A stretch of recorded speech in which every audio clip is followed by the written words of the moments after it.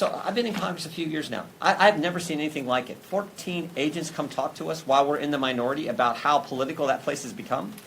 Talking about the purging going. These are terms they use, not we. Purging going on, purging of agents, the pressure to categorize cases in a political fashion, the putting the threat tag label on moms and dads who show up at school board meetings. We know of over 24 parents who were investigated, no one charged.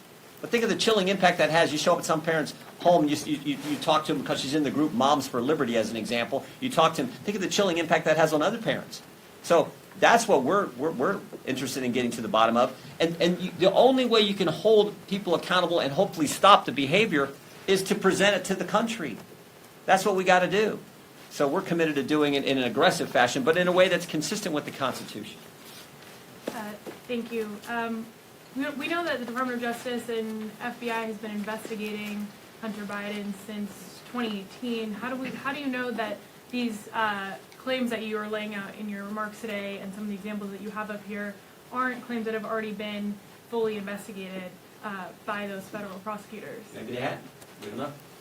And can I follow up with the map that you were referring to? When was that PowerPoint from? That PowerPoint was from what year? Do we know exactly?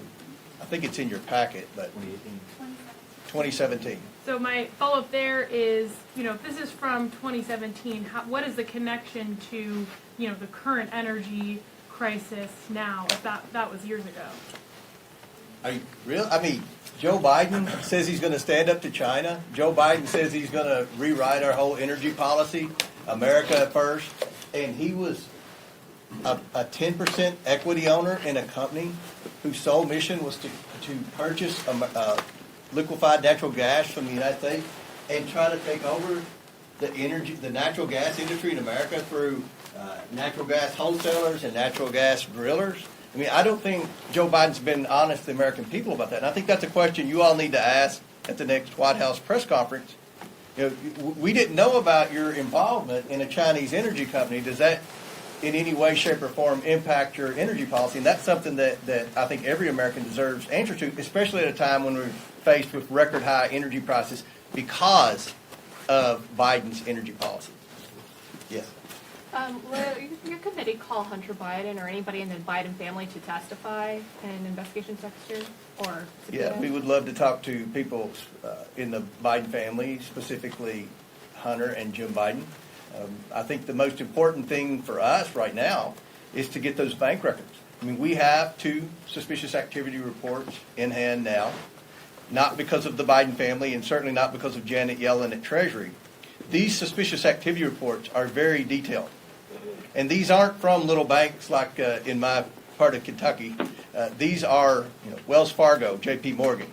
So these suspicious activity reports, and I don't think from day one a lot of people in the media understand what a suspicious activity report is. Just so you know, suspicious activity reports were created after September the 11th as a way for the government to be able to track foreign transactions into American terror cells.